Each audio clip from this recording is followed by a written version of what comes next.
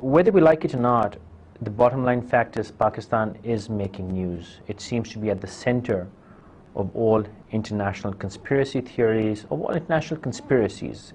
Unfortunately, wherever there is a terrorist activity or a moment of threat, Pakistanis wait for that moment where their name will be taken. Is it justified or not is a completely different discussion.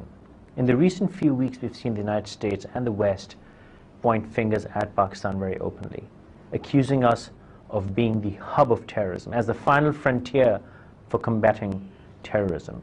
Is Pakistan really that? Of course, as a journalist, I would say no. But what are the facts?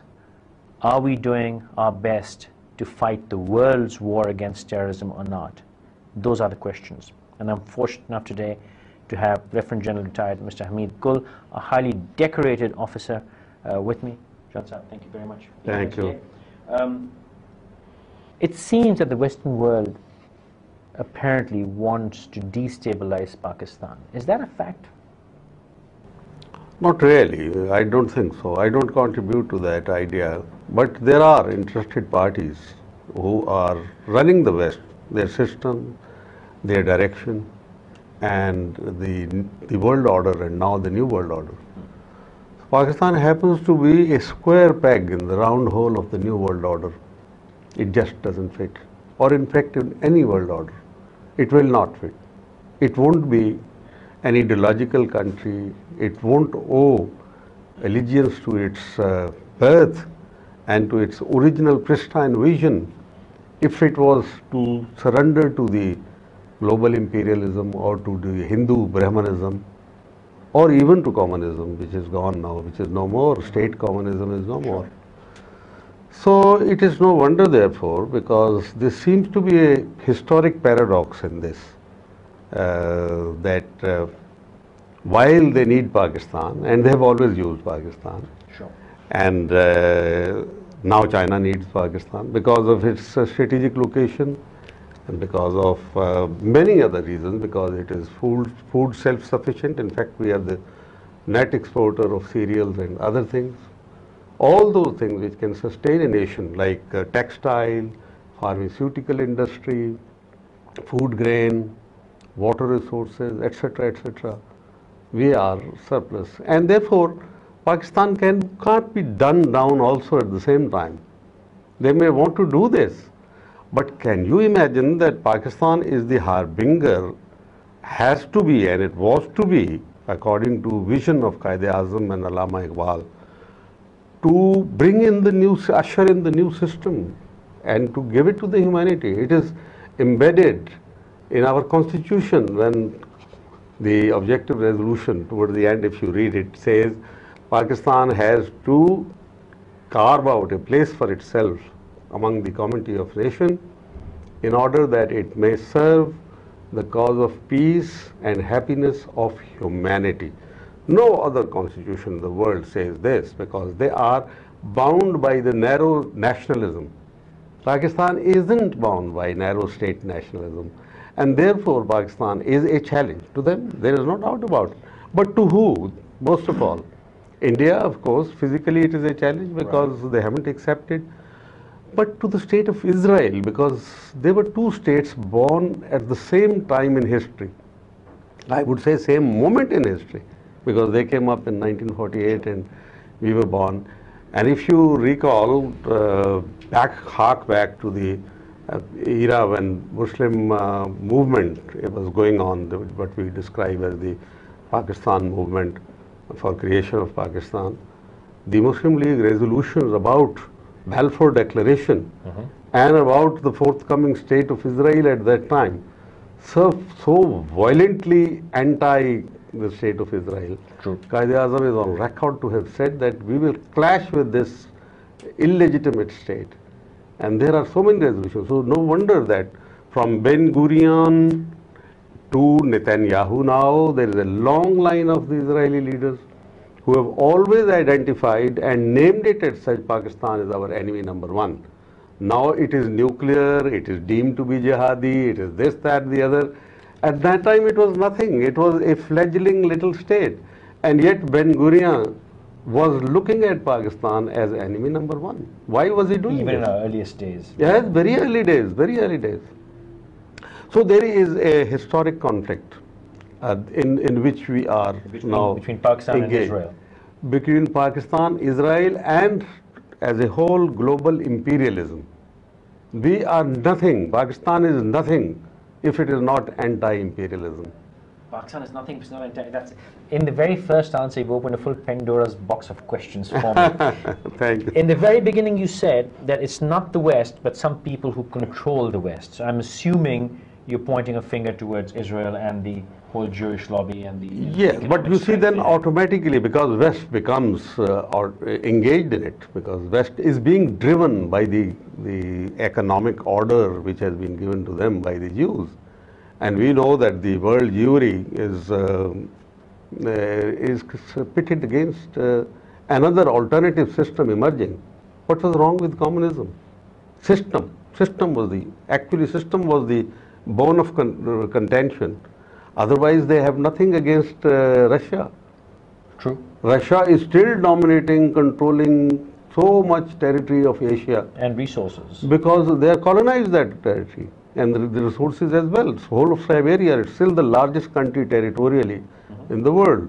But they have nothing against Russia. White man heritage, number one, and then the system. As long as Russia was asking, vying, trying to follow a different system, it was an enemy.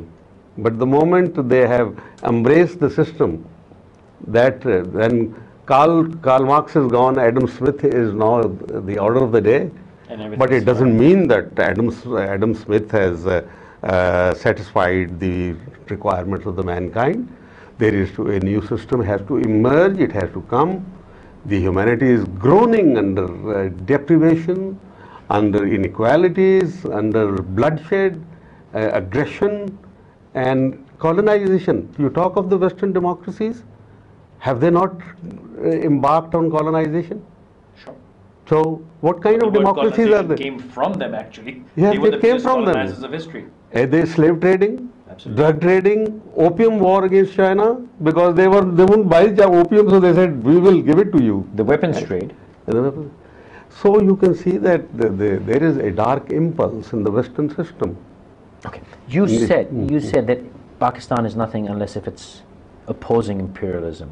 Some people would say, you know, God, that's a declaration of war, or you just on a very basic principle you're saying we have to fight them. No, I'm not saying that we are not waging war against them. They are waging war against us. That's what the history against tells. our principle and against Against our principle, or what is to emerge. Unfortunately, we haven't yet been able to manifest in the systems that we hold so dear, and which are intrinsic to our very being. We have not, because Qaeda used to say this has to be a laboratory house. Pakistan is not end in itself, but means to an end. Where it has to evolve, where it has to grow. It has evolved and it has to give to the world a new system based on the principles enshrined in Islam. Those were the, almost verbatim. That's what Qaeda used to say. So really it was what? A clash of systems. But when Pakistan was being created at that time, state communism was really becoming very powerful and the world was rallying around it, the have-nots, the poor people of the world. But that doesn't mean that imperialism, colonialism and all those trappings of imperialism, they are acceptable now because communism is gone. So they have identified now Islam as the new enemy, and they have said so much about it. But Pakistan is the sort of a symbol of it, because Pakistan was created for Islam. No other country in the world has been created for Islam. When you say this, that Islam is the new order, immediately this red flag goes up which says that here comes Pakistan, who is this Islamic terrorist, fundamentalist, you'll be forcing down our ideology, because apparently, at least not obviously, no other country uses religion as a force or or a philosophy. We are the only ones who do that. So that is being used against us. Is that not correct? Why not Israel? On the Knesset it is written that this is our religion is Judaism. Sure, but they're not telling the whole world to become Jewish, or they're not saying that Judaism is the final order, but we are. We say Islam is the final order. But how come they are? This is what they're saying. This is where the conflict is, because they did not accept the Prophet of Islam. Okay. At that time, that's the basic conflict, because they don't accept But this. can we today fight ideological wars based on religion? Is that fair? No, I am not saying the ideological war. We have not. Islam is not irredentist, is not expansionist, except that it's dawa. Dawa means That's an message. invitation. Proselytization. I mean, you move and you say, and you say it's logical. But Christianity does that as well. No, Allah subhanahu wa ta'ala said Quran is nothing but it is burhan, means it's logic, reason. Christianity, the fundamental difference between Western democracies and us is not understood. Bible is not a book of law. Quran is a book of law. Absolutely. That's the fundamental difference. Very well said. So that is why That's what completes the religions. the modern democracies actually evolved and emerged as a result of the power of the clergy, which was unjust, unfair. And they were not following the Bible, because Bible doesn't say that. True. You see, so Bible has only a sort of, what you can say, it's about the praise for Allah and about doing good deeds, etc. But does it give an economic system? Does it give a political system? Does it talk about this system and that Diplomacy system? or democracy. It doesn't talk of anything. It does not talk of governance. It does not talk about But the what law. about Quran? From A to Z, everything is given in Quran. That's why it's called a complete package. So this is the new order, and it is perfectly all right for us. And this to is take that being side. blocked. And This is being blocked. This is what the humanity needs. And let me tell you also, Christianity is for Christians, Judaism for the Jews, Islam is for humanity. Rabbul Alameen, Rahmatul lil Alameen. Is there any mention of Allah addresses the whole is there world, any the mention of universe. our Prophet Sallallahu Alaihi Wasallam being called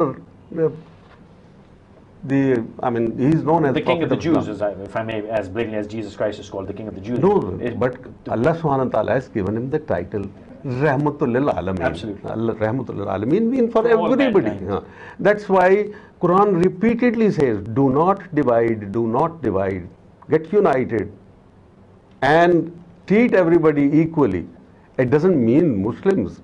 Islam is not Muslim specific. That is where we go wrong. Okay, you've said that the Quran repeatedly says not to divide. I'm going to take a short break here, but I'm going to start with all these things that the General has said are correct, but the world laughs when they say, well, these are tall claims from a country which does not have money to pay the bills or food to eat, whereas the General says we're food sufficient. So it opens a brand new debate. Let's take a short break first.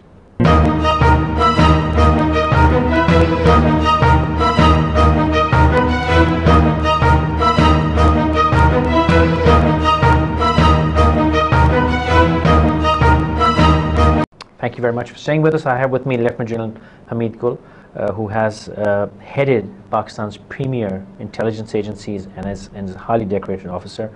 However, he's also, may I say, disputed. The United States has seen you personally as spearheading a lot of things which they don't appreciate, but that's not the discussion today. You've said a lot of things in the first part. You said we are food sufficient. You said China needs us, the US needs us.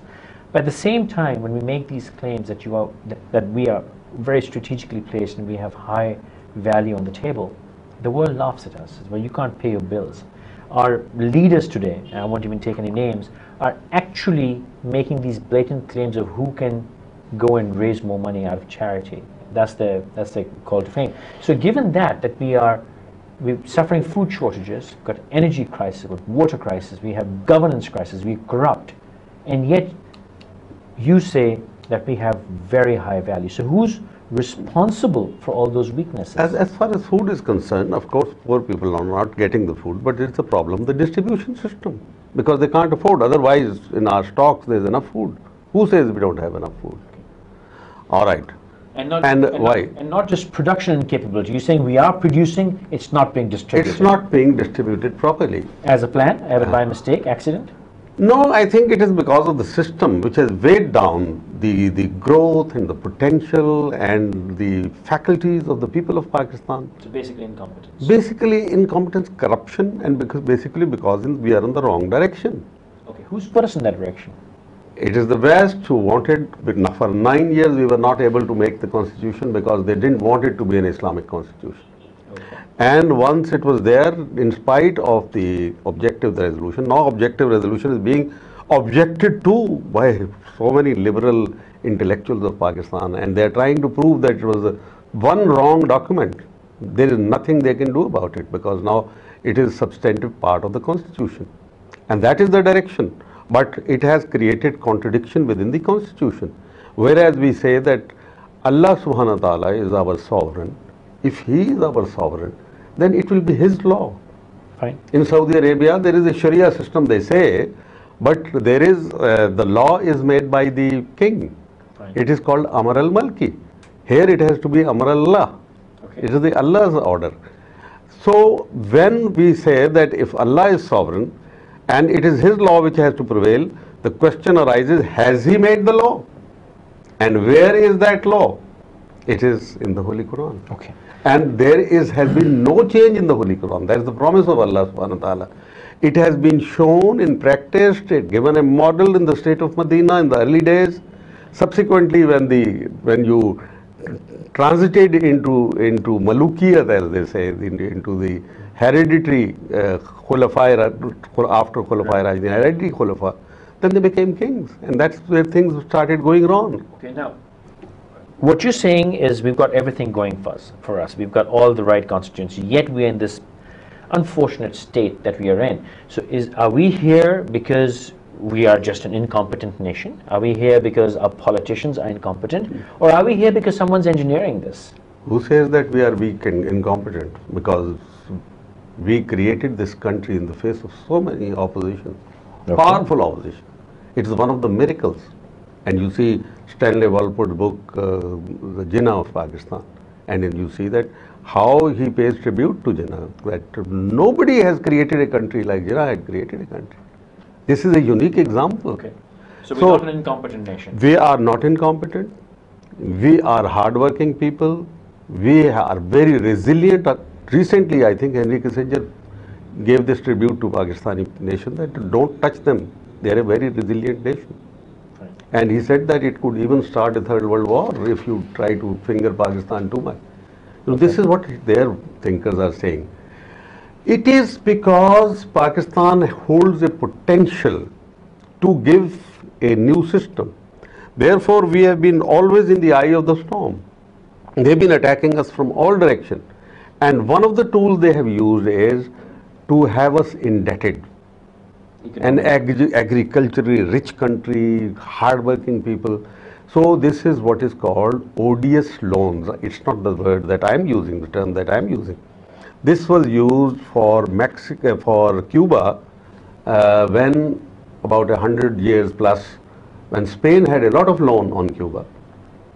At that time they said that this is an odious loan because the people of Spain, people of Cuba had not been consulted when this loan was being taken. So any loan which the lender has to pay, but lender was not asked, the borrower was not asked. The borrower in this case has never been asked. People have gone, signed.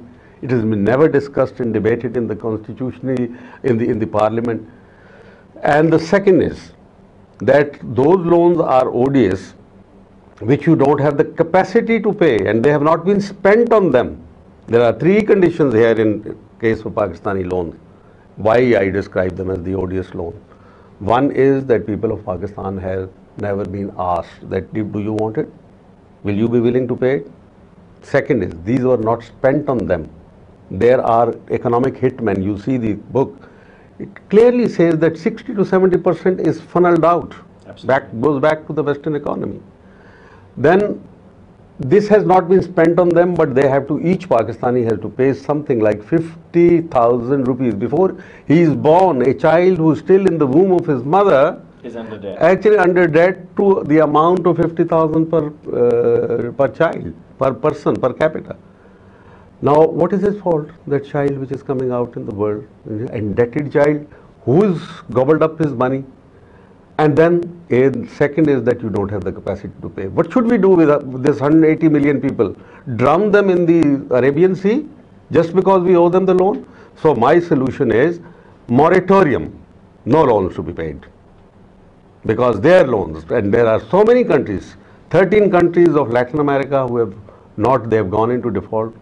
And there are so many countries, including Poland, which had, at that time when the Soviet Union broke up, they had a loan of $28 billion, 17 million population, $28 billion loan. And now Greece is going in the same direction. We are going in the direction. Okay, so this has happened, I understand. The enemies of the country are doing this. But of course they're doing it in cahoots with our own leadership, our own politicians, our own representatives. They are not our representative. I dispute that. Okay. They are not our, they are representative of a system which has been imposed on us. Okay. And this is not, this system 1935 Act, which is still indirectly or directly governing us, 1935 Act, which is the Anglo-Saxon law, 1935 Act, and the law of evidence given to us by the British, which never concludes a case.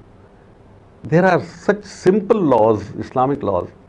There are such simple Islamic taxation systems, zakat and ushur, and you be done with it. But General, how does that put these governments in place? I mean, we do elect them. Because they are using the infrastructure of so-called theoretical infrastructure of democracy, okay, to perpetuate imperialisms as the lackeys of imperialism. They are trying to advance their own, the status quo. The forces of change and forces of status quo have been clashing ever since, I think, humanity ever appeared on the, these forces of status quo. There is a perpetual clash. Now that clash is between the forces of between the forces of change and the status quo. Pakistan is somewhere symbolically stand in the middle. As I told you, and thus the pressure. And Pakistan has three attributes to its credit. One, that it is Islamic, a dominant notion of the age. Religion has always been, but currently Islam in its resurgent stage is the dominant notion of the age, because it promises to give a new system. No new system exists, but it promises, and it is there theoretically available. Second, nation state is a new phenomena. Nationalism. You and I, we are Muslims, but we are also Pakistanis, and my Pakistaniyat does not clash at all with my Islam. They are together. And the third is democracy. It's a notion of the age. Howsoever demented, distorted it may be, but it is. And people do rally because they don't want kings. They don't want dictators. They want democracy. But democracy does not deliver.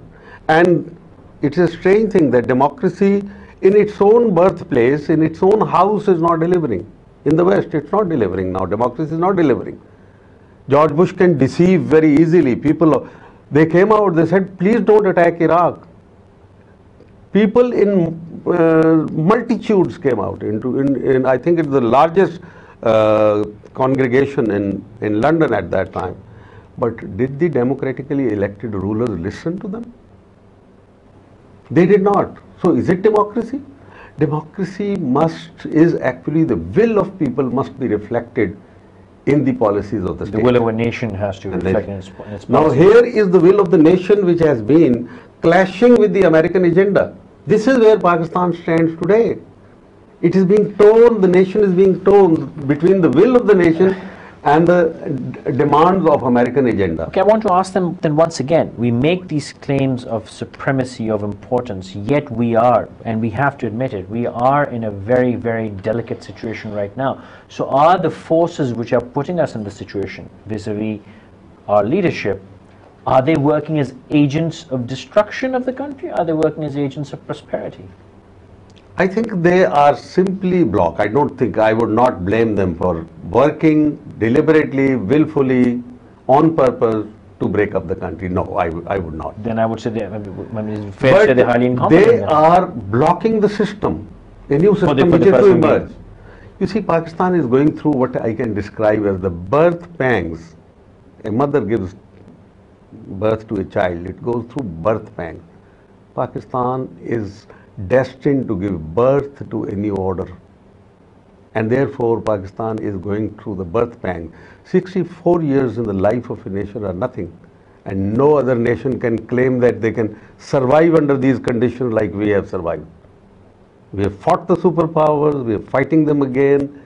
We have fought poverty, we have fought calamities, we have faced invasions. We have done everything. Everything that a nation can suffer, we have suffered. Okay.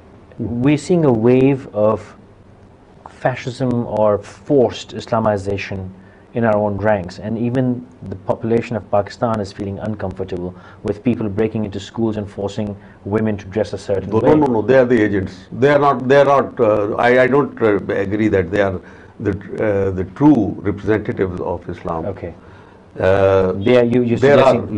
Because they have to, because a CNN survey some 7 or 8 years ago said 88% Pakistanis want Sharia. Yes, I remember. Then it was very alarming for them. So they're trying. It's such a vast majority. Interesting, okay. So Sharia has got to be, name the dog and hang it, what type of thing. You know, name it, label it, and then. I understand. But even despite all this, there is such a romance for the Islamic system among the people of Pakistan that the latest survey, Gallup Pakistan survey, says 67% Pakistanis immediately want implementation of Sharia, and the others who have not voted for it, most of them say that it should be done step by step. So these people who are conducting these acts, which is defaming the religion, are you're suggesting that these are the agents working against the They don't know, I'm not, this agent may be a very strong word to use, because they don't even know, because among them, now Aman al-Zawahiri has written a book on Pakistan's constitution, Morning and the Lamb, and in which he describes it as un-Islamic, etc., etc. No, as I said, that the three notions, but combine only in Pakistan, these three notions of the age being the religion, and Pakistan, of course, is born because of owes its existence to religion. And second is nationalism, state nationalism, and third is democracy. We have to get this democratically, constitutionally. Nobody should force it on us. And as I tell you, the will of people is again and again yearning, and it is pressing for getting this, what they have always wished. And in that, we have got to do it democratically. And luckily, we have traveled more than half the way, I would say 90% of the way, because we have got it in the constitution. All we have to do is implement the constitution of Pakistan. When you say Allah subhanahu wa ta'ala is our sovereign and Mr. Zardari enjoys immunity under Article 248, he can get away with a crime, then it's contradiction. Those contradictions have to be removed. My last question. There's obviously clearly a very planned strategy where the West starts speaking against us one day, at the same day there's another side which is speaking for us. They've spent 2 weeks bashing Pakistan, and suddenly there are articles like, Pakistan has the short end of the stick and Bush, and we see that wave. So their media is obviously playing a very, very careful and clear strategy.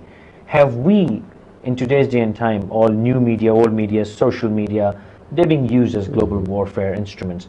Are we using this instrument properly or not? No, we are not, because they have coined a new word. They look at the democracies and the freedom of press and freedom of media. They came up with an idea of embedded journalism. Is it really congruous with the freedom of journalism? They are manipulating the media in order to alter, change and manage perceptions. And they're spending a lot of money on this. They are immoral, the way they are proceeding. It's a new form of colonization where they try to capture your minds and your resources whether they are human resources or they are material resources. This is what they are doing. This is neo-colonialism. They have ended colonialism as it used to be in the past, or they say that they have Physical ended. occupation is no longer important. But now they claim that whatever resources you have, they belong to us. They may lie in your land. But our multinational, our corporate world will control them. Don't think that they are your possession and you can use it for your people. We have to use them because we are using bulk of the material resources of the world. You know, the 17% population of the world, white man is 17%, is using almost All the 73% of the world's resources. 0.1. Now China is coming up. Sure. And America's population is only 4% of the world's population. And they use 32% of world's resources. So where do they get these resources from? They have to somehow milk us. They have to milk these countries. So there are two things which are happening right now. Colonization of our resources and colonization of our minds. And they can change. If there is a story in the New York Times, it should be treated only as a story. But then everybody thinks it's America's policy, it's America's policy.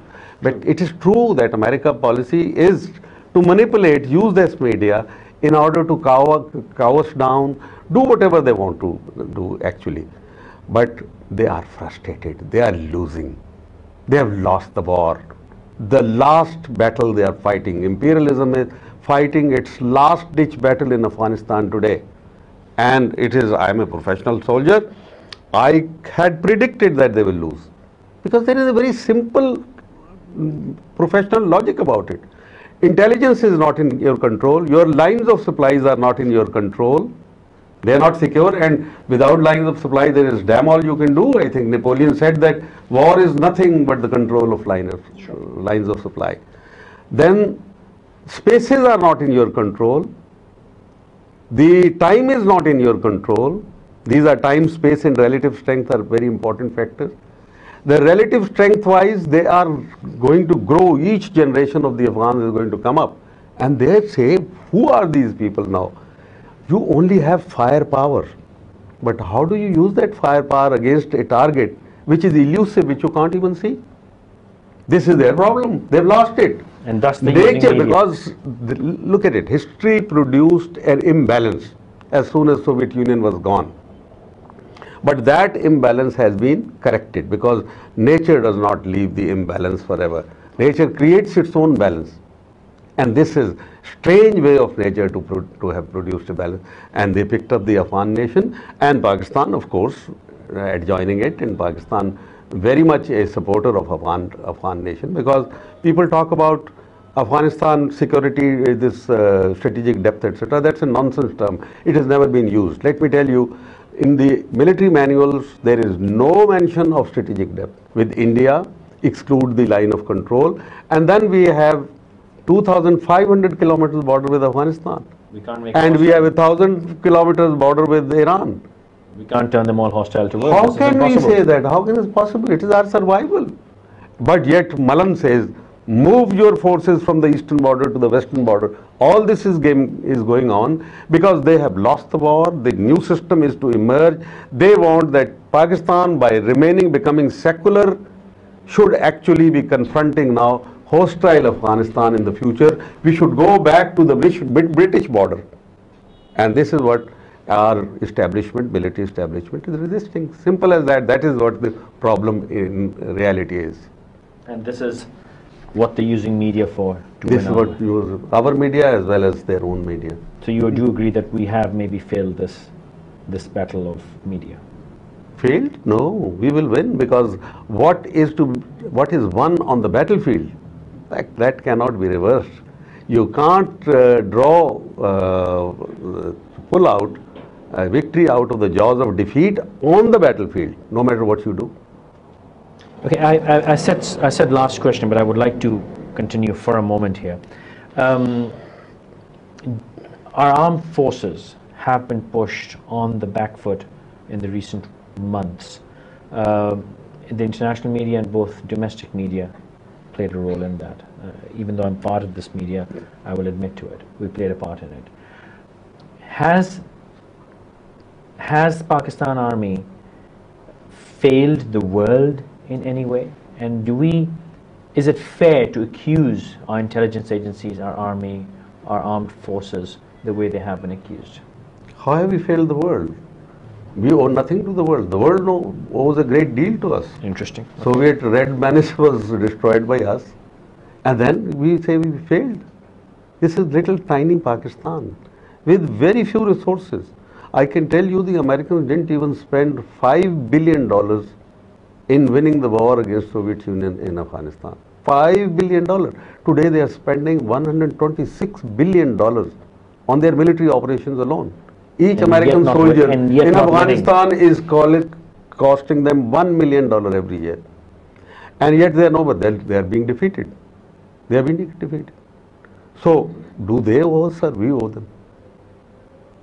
In reality, if they are today the sole superpower, which they will not be already, if they are sole superpower, they should win. Basically, this is simple as that. And this is the reality. And we did make them, we did help them become we did help them, but now they are frustrated because in spite of this, how are they going to explain this? If you remember in the WikiLeaks, they came up with 8 charges against me that I am conducting this war and I am calling the shots and I am strategizing the operations of Taliban, etc. And Fareed Zakaria on his show on the CNN, he took me for half an hour and he asked me this question. I said, look, first of all, this is all nonsense, it's fictitious, and it is the doing of the Indian intelligence who is controlling the national intelligence of Afghanistan. And all these reports have been emanating from those sources. But even if we were to believe that I did this, my nation and my people and my generations are going to be proud of me, that he had a role in defeating one superpower, but he has a role in defeating another superpower also. So whatever you want to do with me, it doesn't matter, because this role you are giving to me, I mean you are giving me this credit. But how are you going to teach the American children, how are they going to read the history? That if you were defeated, who defeated you? Your generals, your Pentagon, your CIA. One retired 74 years old general living in Pakistan. In Pakistan, living in his house, he was able to strategize in such a way that he defeated your forces in Afghanistan. No, this is nonsense. It's sheer frustration. They don't know how to explain it. So they don't know. They do not understand. You see, because materialism does not understand the power of the faith. The power of the moral and material are clashing like they have never clashed before. The most mighty power in the world history, along with friends and foes together, they've just assembled in Afghanistan. Nearly 56 nations, some directly, some indirectly, about 42, and others are. And they're being defeated. At the hands of who? Is it not a miracle? Is it not thereafter going to change the world? They say 9/11 was the landmark. It's sort of watershed. But I tell you, American withdrawal out of Afghanistan is going to be the watershed. And the only man who really understood was Tony Blair. When in Lashkar Gah in Helmand province, he stood addressing his troops. And that was probably his last address. He said, the destiny of the world is going to be decided in the hills and dales of Afghanistan. Destiny of the world. Yes. And that stands true. And he was right. I agree with him. Yes. That destiny is being decided. And history's verdict is in our favor. No matter what we are doing, we are suffering at the moment. We are paying a huge price in blood, tear and sweat. But we have won it. You're a fantastical force. Hamid Gul is this fantastic superhuman being who can wage a war on the whole world. Who were those fantastical forces who managed to start from Pakistan, get hundreds of kilometers in Afghanistan, attack the embassy and come back? Who were those forces? No, no, no. Who were those magical forces? No magical force. They are Afghans. They converted. You remember 2 days later, there was an attack on the CIA compound next to Ariana Hotel. And who did that? It was an Afghan. And what was the claim? That his mind had been changed. He was told that these are occupation forces, they are our enemies, and you got to do your duty to your country. If Americans are doing their duty to the country, Afghans are doing their duty to the country or resisting their occupation. Somebody also said the other day that, you know, the same Afghans fought a war of freedom against Russia. So is it okay for them to fight another war of freedom against the US because they are being occupied still? Yes, principle is the same. Principle is the same. Why not? Sure. Thank you so much. It's Thank been you. a pleasure.